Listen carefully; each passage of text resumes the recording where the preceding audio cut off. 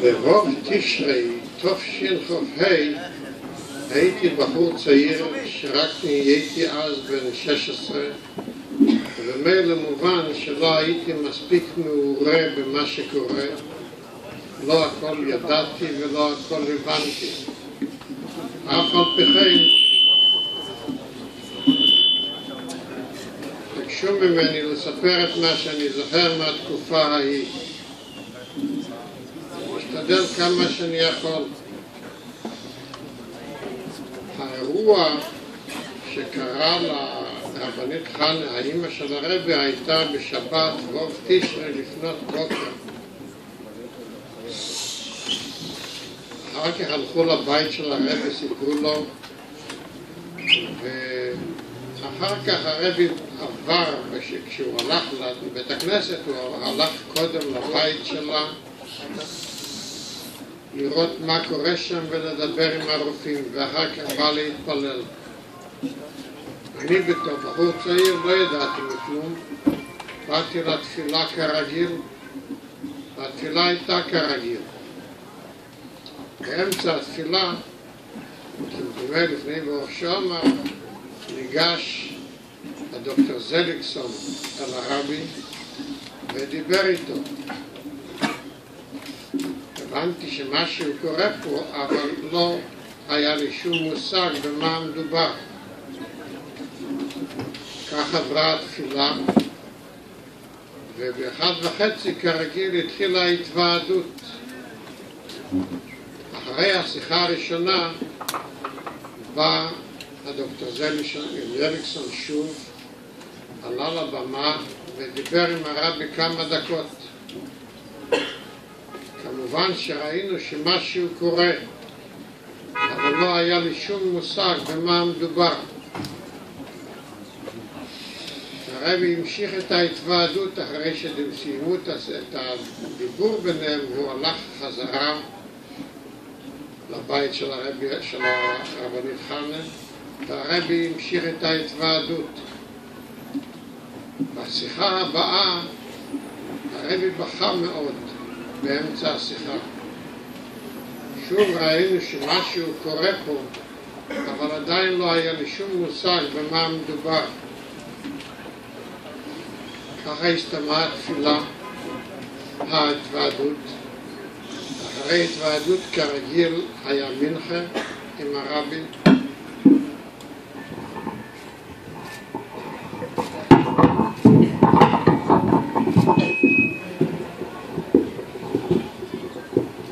ומיד אחרי מנחה כרגיל התחיל חזורה. וישבתי עם הבחורים לחזורה. ושוב לא ידעתי שמשהו מיוחד קורה, אבל למעשה אחרי שסיימו מנחה הרבי הזדרז והלך מיד לבית של הרבנית. זה היה ב-1418, איפה שכעת הוא חדר אוכל.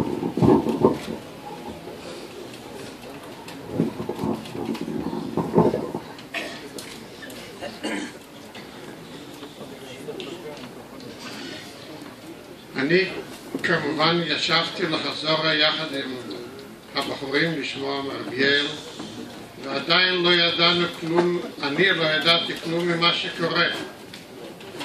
התחילו חזורה, ופתאום בא בריצה לסרסר איתי רבי יוסף ויינברג, והוא אומר, was hazard man, darf sagen Tillim. Der Rebbe ist gefahren jetzt mit der Ambulanz, mit dem Mame zum Spital in Jewish Hospital. מה אתם עושים חזרה? צריך להגיד טילים. הרבי נסע כעת עם האמבולנס, עם האמא שלו לבית הרפואה, Jewish Hospital. זה בית רפואה שהוא בערך 20 דקות הליכה מכאן. הפסיקו מיד את החזורה, והתחילו להגיד טילים. אני יצאתי מיד עם עוד כמה בחורים ללכת בבית הרפואה. עד שהגענו שם, אמרו לנו שכבר הרבנית נפטרה. רצינו לעלות לחדר, שם עמד הרבי והיו בחורים בחדר. אמרו לנו שמיד אחרי הפטירה הרבי פנה לבחורים והוא אמר שמי שלא היה היום במקווה יצא מהחדר, יישארו פה רק אלה שהיו במקווה. נכנסתי לחדר, הייתי שם עם הבחורים, לפנינו עמדה המיטה, ובין המיטה לחלון של החדר עמד הרבי עם הפנים לחלון במשך זמן רב. באמצע היה שם דיון, הוא דיבר, שאל אם הוא צריך לאכול סעודת שבת. לא היו שם רבנים. בין אלה שעמדו שם מזקני החסידים היה רב אושר ססונקן. באותה שנה הוא יצא מרוסיה בחודש שבט, ולקראת תשרי הוא הגיע לרבי. הוא היה שם, אז הוא אמר לרבי שהרבי צריך לאכול כיוון שבשבס אין אבילוס. הרבי ענה לו, אני מדבר על הנינוס, לא על אבילוס. והוא גם פנה לו ואומר, איזה רוב? אתם רב? אז הוא אמר, אני לא יודע, ובזה זה נסתיים. אז הרבי אמר שצריך לבדוק בשולחן אורך של אלתר רבי בהלכות קרישמה מה כתוב בנושא. כמובן שלא היה שם שולחן אורך של אלתר רבי בבית רפואה, והרבי לא אכל אז סעודת שבת, אף על פי שהיה אפשר להביא לו. בעיקרון הדיון הוא כיוון שבשולחן אורך של אלתר רבי בסימן עין א' בהלכות קרישמה, שם עצמו לא כל כך ברור.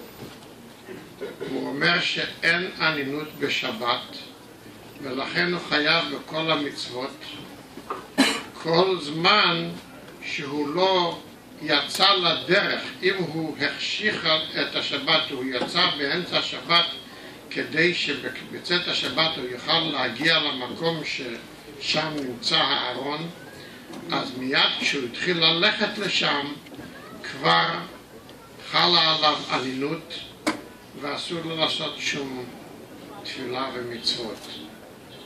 כאן הוא לא היה צריך ללכת, הוא עמד במקום, אז לא היה ברור. לכן הרבי אמר שצריך לעיין שם, ולמעשה הוא לא אכל.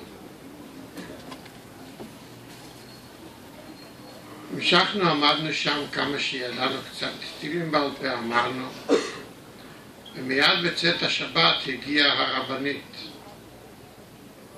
כשהרבנית הגיעה, החדר היה מלא וגדוש מהבחורים, והתאמצו לעשות לה מעבר. אבל כשהרבי ראה את זה, אז הוא אומר, מה נדחפים פה? זה לא התוועדות, ובכלל מה עושים פה בחורים? אז מיד יצאנו והרבנית נכנסה. קצת זמן אחר כך הרבי יצא מהחדר כשהתכוננו להתפלל מייריב,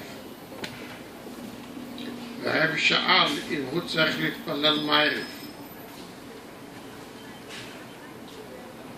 למעשה לא היה שום מישהו שיענה לו דבר ברור, אז הוא אומר, הרי יש, כי הגיע כבר אז חבר'ה קדישה, אז הוא אומר, הרי יש פה חבר'ה קדישה, אני מוסר להם את כל ההתעסקות, ובדרך מלא כשאני מוסר לכתפים, אז נגמר הענינות, ואני מתפלל.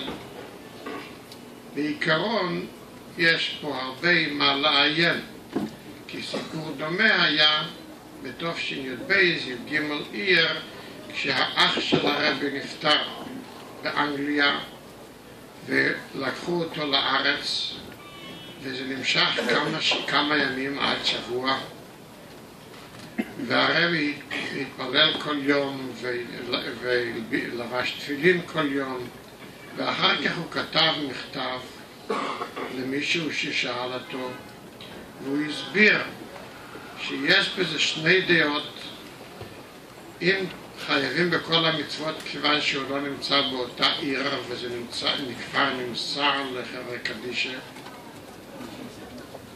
אבל אלתר רבי אומר שאף על פי כן נהגו שלא להתפלל ולא לעשות כל המצוות עד שיודעים שכבר היה הקבורה.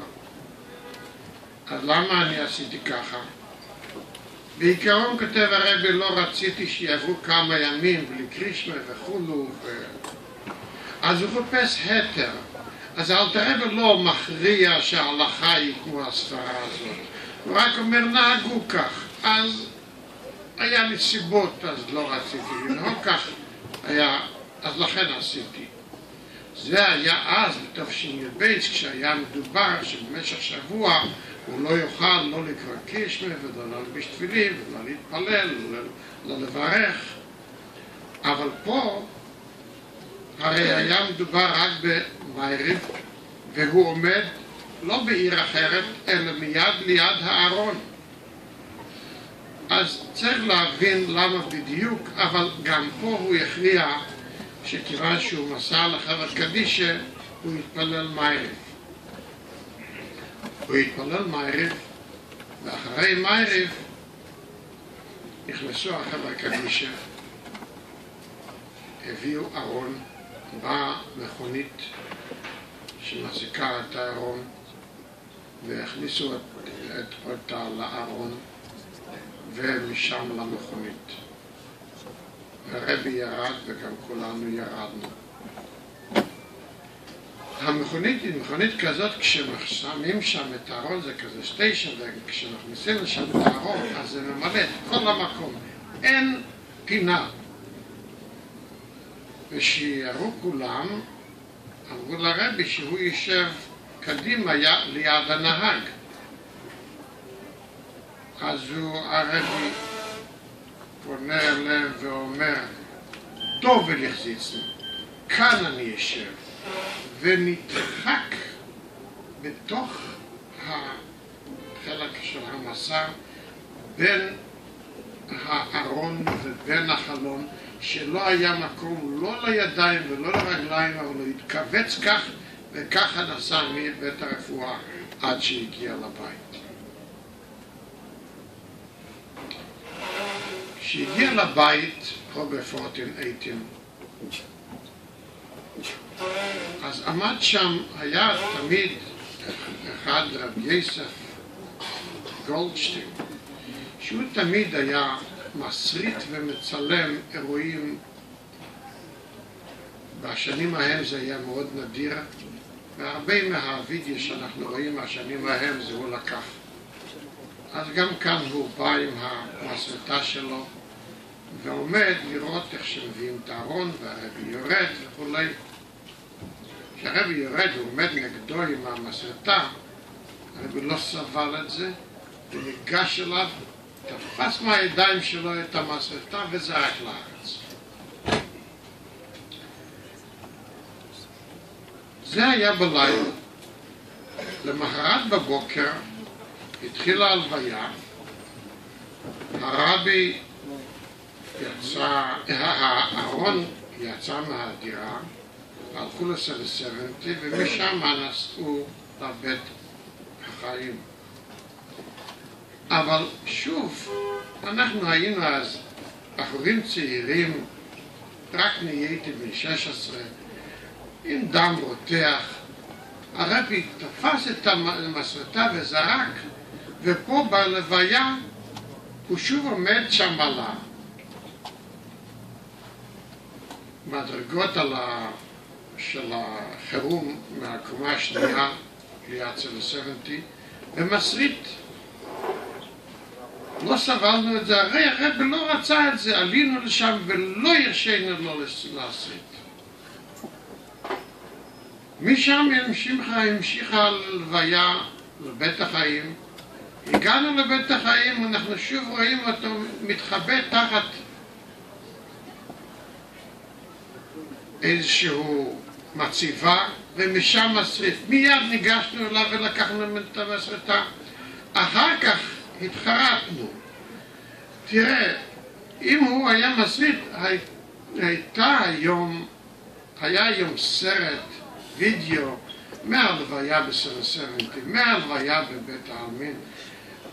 אז נכון שהרבי לקח ממנו, אבל היינו אז בחורים קנאים, לא הרשינו לו.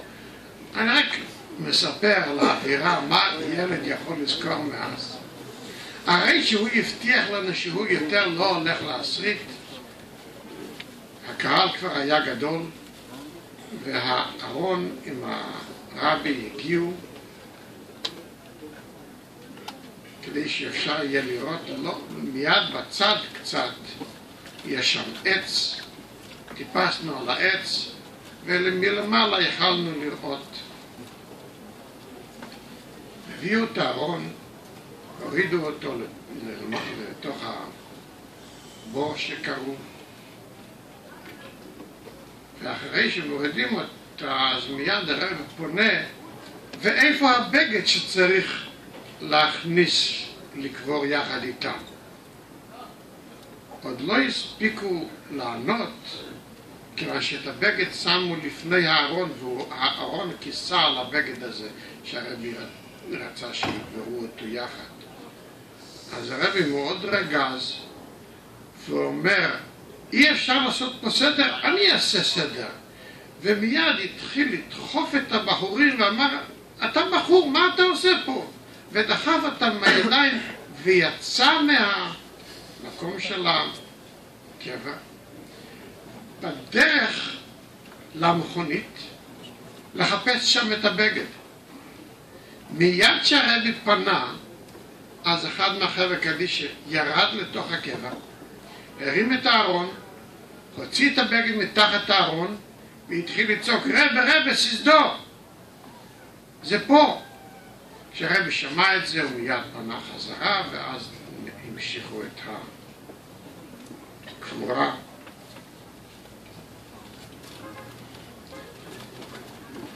אחרי הקבורה,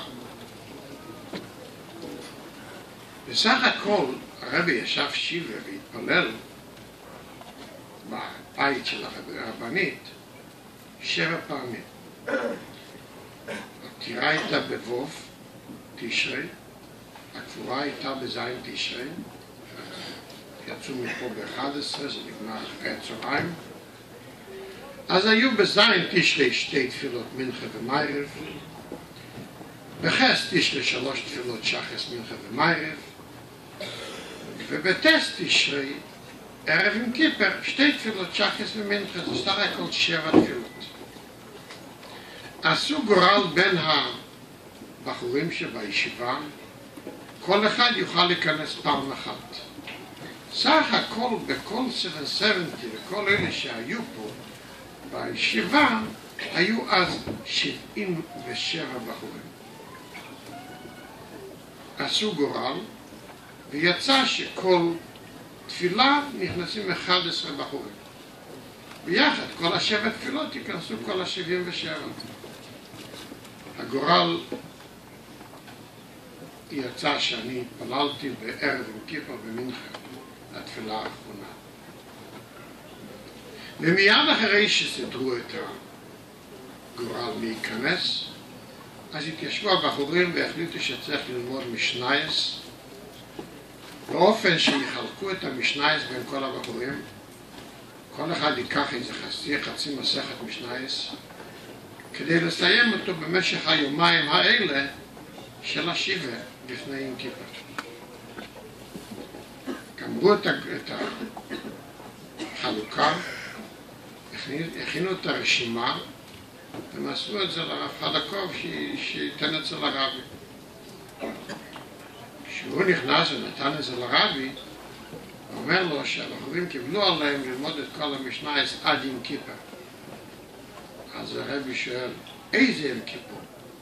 זאת אומרת, במשך שנה? אז הוא אומר, לא, חילקו את זה, שיגמרו את זה, יסיימו את זה עד יום כיפר הזה בעוד יומיים. אז הרבי הסתכל על הרשימה, ואומר, הנחס רוח, הגרייס הנחס רוח, גור הגרייס הנחס רוח. אבל מאוד היה שבע רצון מזה שחילקו את המשנייס ללמוד במשך השיבה. כיוון שראו את הנחס רוח, אז חילקו מיד עוד פעם את המשנייס בין הבחורים כדי לסיים עד שלישים. כיוון ששיבה הסתיים לפני יום כיפר, אז שלישים הסתיים לפני כניסת חג הסוכות. אז נשארו עוד 4 ימים, שוב פעם חילקו את כל המשנייס בין הבחורים, כל אחד לקח איזה חצי מסכת, וסיימו את זה עד סוכס. במשך 2 הימים האלה של השיבה, באו הרבה רבנים, אדמו"רים, ועם חלק מהם, אלה שהם יותר שייכים להלכה, הרבי שאל את חוות דעתם בנוגע ללכת למקווה בערב יום כיפור לפני מנחה. ולא היה מענה ברור, ובסוף הרבי לא הלך לפני מנחה, הלך אחרי מנחה. והדיון בזה הוא כיוון שהאדמו"ר הזקן בהלכות יום כיפר כותב שאם מישהו אבל בשיבה ונגמר ביום כיפר, אז הוא צריך לאחר את התפילה כמה שיכול. לעומת זאת, הוא כותב שבערב יום כיפור יש מחלוקת מתי צריך ללכת למקווה, לפני מנחה כשאומרים פעם ראשונה על חטא, או אחרי סעודה מפסקת. ולכן הולכים למקווה פעמיים. וזאת הייתה השאלה של הרב. כיוון שההלכה היא שצריך ללכת לפני מנחה, ובדרך כלל כל שנה הרב היה הולך למקווה לפני מנחה, האם זאת אומרת שגם השנה הוא יכול ללכת לפני מנחה, כיוון שזהו הזמן? אז כל אחד דבר איתו, ולא באו למסקנה הסופית, הרב לא הלך למקווה. הוא הלך למקווה 2 אחרי מנחה. אמרו מנחה ב-4, הוא הלך ב-6. וזה לא רק היה דבר צדדי מתי הוא ילך למקווה, אלא שזה גרם עוד שינוי בכל הסדר של היום. כולנו יודעים שכל שנה לפני יום כיפור יש ברכס הבונים שהרבי היה מברך את התמימים בשנים הראשונות בתוך החדר יחידס, בשנים הבאות שכבר היה מדי קשה אז החדר גנית נתחנו, הרבי עמד בתוך החדר עם דלת פתוחה, והבחורים אנחנו עמדנו וגם התנתחנו. ובשנים יותר מאוחרות כבר, שם לא היה מספיק מקום, אז הוא היה יוצא לבסמדרש למעלה, ושם היה נותן הסבר כסבונים. וכל הקהל, הוא בירך גם את כל הקהל. מתי? מיד אחרי מנחה. בסמדרש למטה, מיד אחרי מנחה, היו מדרגות והוא היה עולה על השולחן ומברך את כל הקהל. השנה הוא לא יכל לברך את כל הקהל אחרי מנחה, כיוון שזה היה עדיין בשיבה בבית של האמא. ואחרי מנחה, איזה שעה, שעתיים הוא הלך לבקר. ואחר כך הוא בא ל-770. אז כמובן שכרגיל, לפני שהוא ירד לכל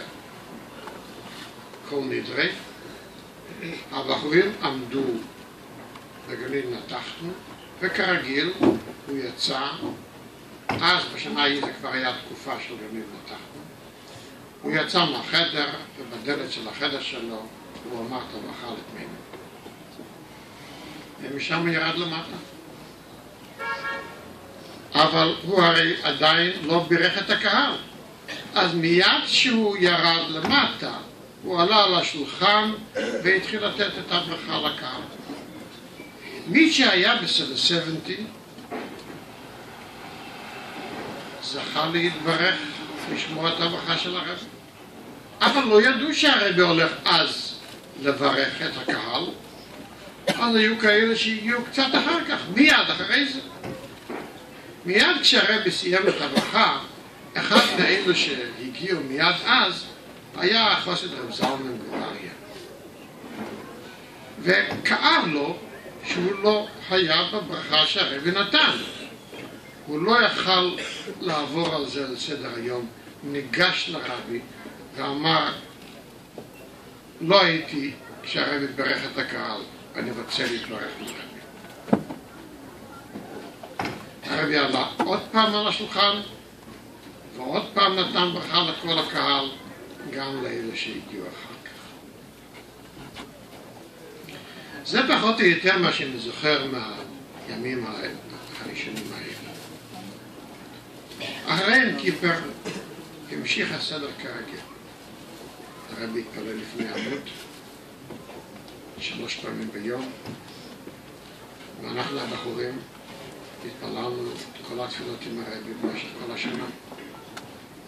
זה היה דבר עצום. בעיקרון, אני באתי בשנה שלפני זה מהארץ, למדתי במחלקה בנוארק, היום זה המחלקה הזאת זה במוריסטן, והייתי אמור ללמוד עוד שנה בנוארק.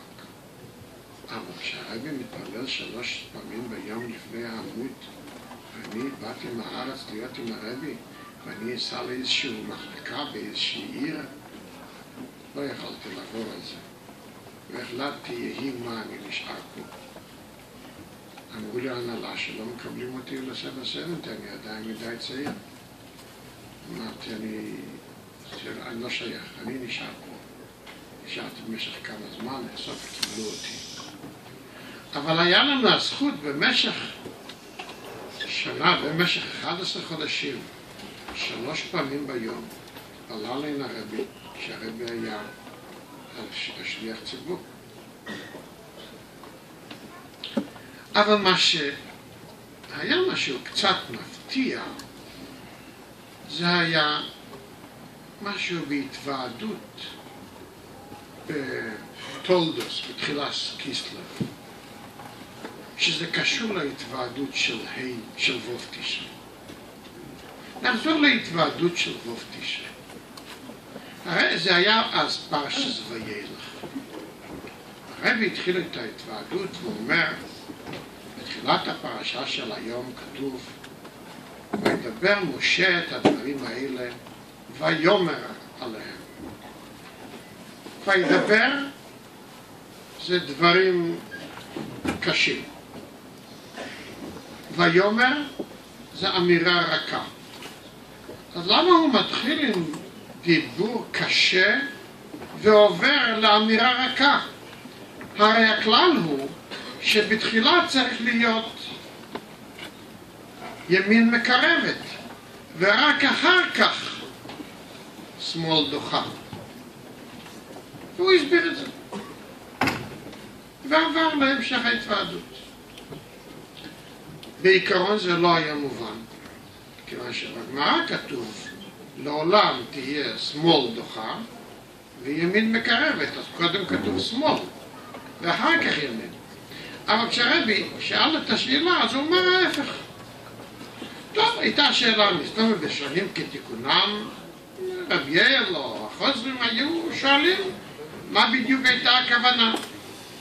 אבל מיד אחרי התוועדות הייתה הפטירה ואחר כך שיבה, אז כבר לא שאלו.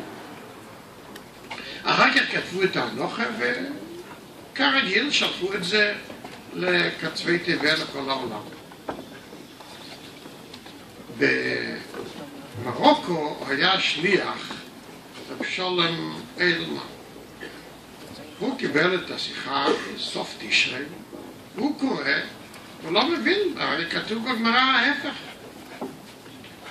אחרי תשרי הוא כתב איזשהו מכתב לרבי, ובסוף הוא מוסיף, הייתי בשיחה ואני לא מבין בדיוק מה הכוונה, הרי בגמרא כתוב ההפך. ושם פרשת תולדס, באמצע התוועדות, הרבי אומר ששמאל דרך ימין מקרבס, שזוהי דמיי, תמדתי כל הזמן, אמרתי ההפך ממה שכתוב בפירוש בגמרא, ואף אחד לא שאל שכתוב ההפך. עד שמישהו במדינה אחרת היה צריך לכתוב לי מכתב שהוא ראה את השיחה והוא ראה שכתוב ההפך.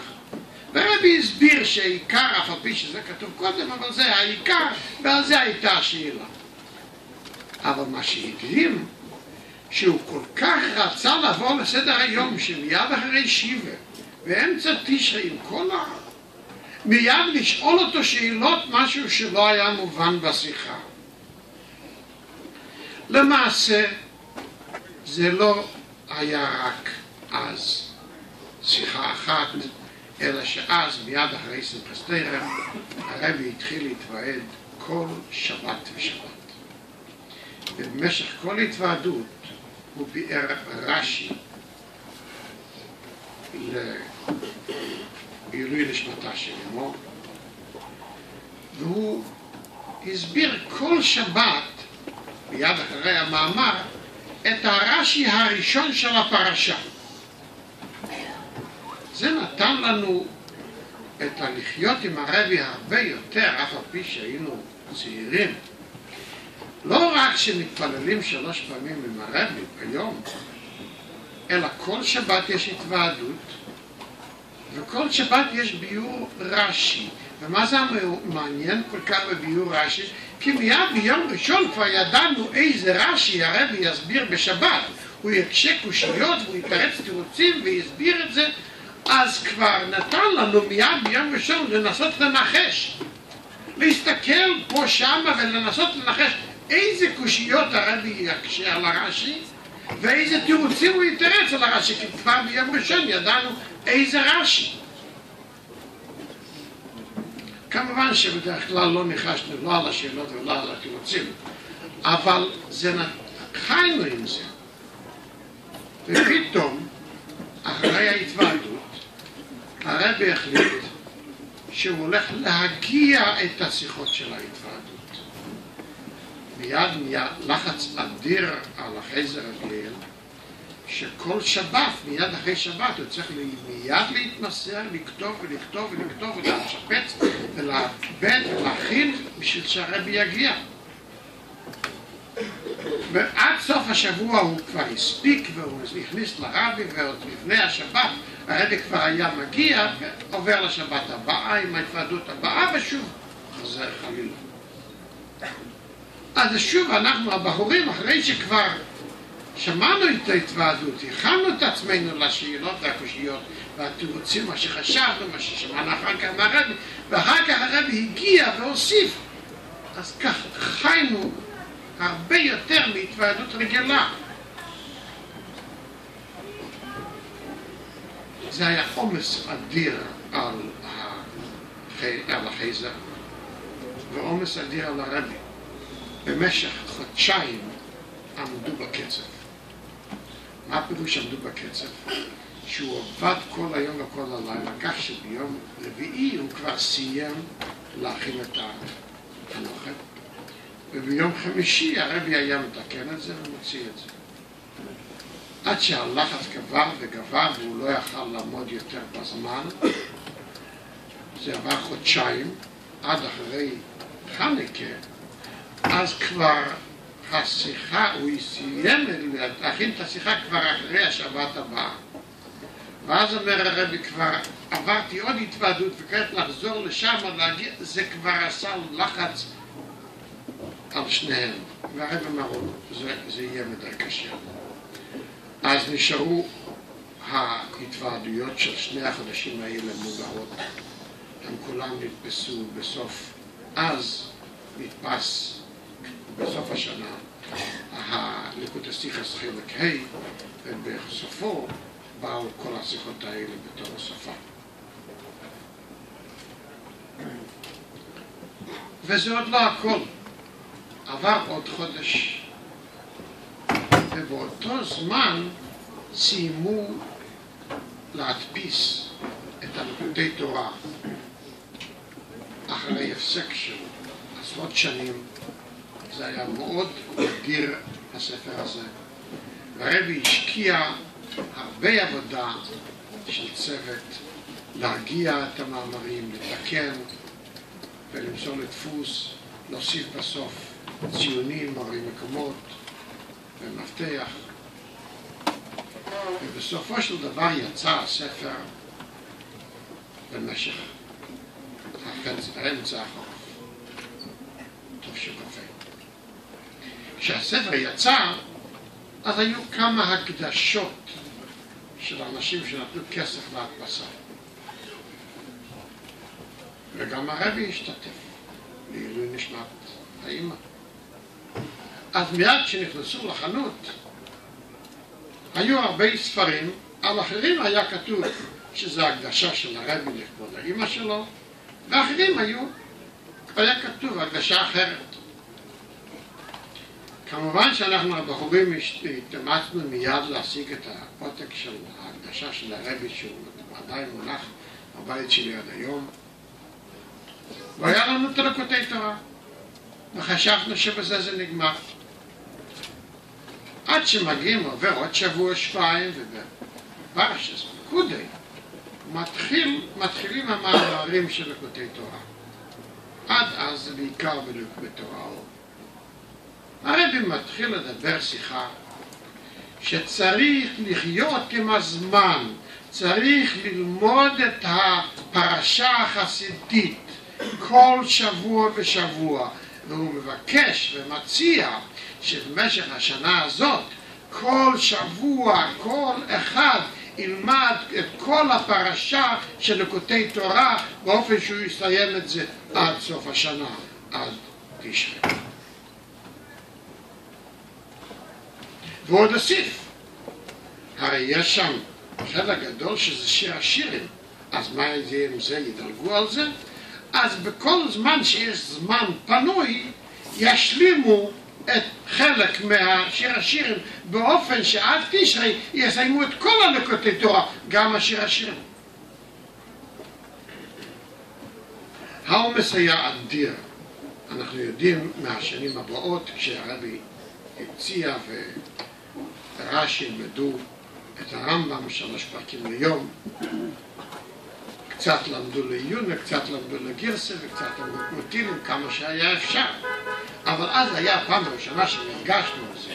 לא ידענו עדיין שיש כזה דבר של אמירת ליקוטי תורה כמו טילים.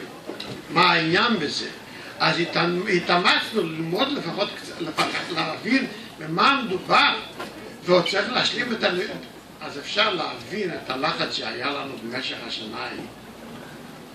אני לא יכול לשכוח את השבוע שלפני שבועס. במדבר.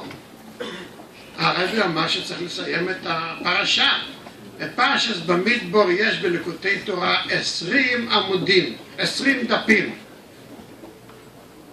זה היה משהו לא אנושי. התאמצנו לפחות להגיד את המילים, אבל קצת להבין במה מדובר. ככה עבר עלינו השנה הזאת. במשך כל השנה היה לנו לחץ וזכות אדירה בין זה שהתפללנו 3 פעמים ביום עם הרבי, ובין בזה שכל שבת הייתה התוועדות עם השיחות והרש"י שנוסף אז, ובין הלימוד של ליקוטי תורה, וככה נמשך כל זה עד מנחם אוב, שאז נסתיימו 11 חודשים.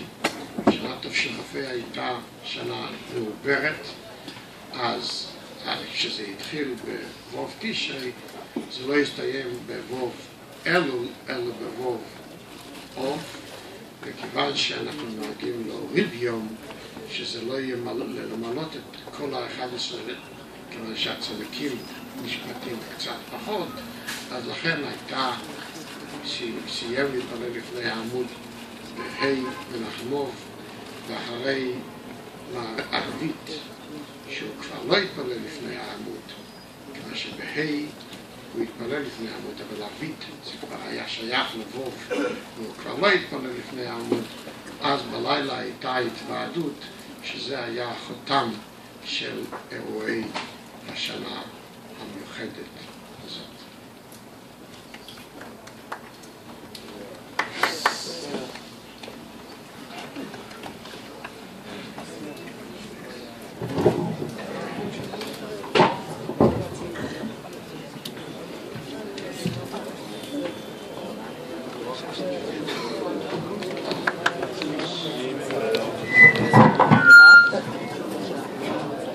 בהמשך לדברים של הרב לוי, יישר כוח גדול, יחלקו כעת דפים הנוחס על השיחה שישמעו, רש"י שיחה.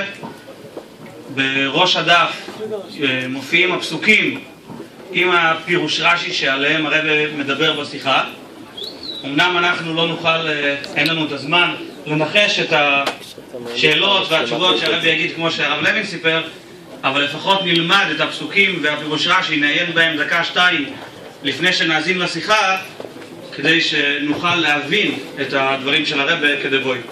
אז אם אפשר בבקשה לחלק כעת את הדפים, יישר כוח.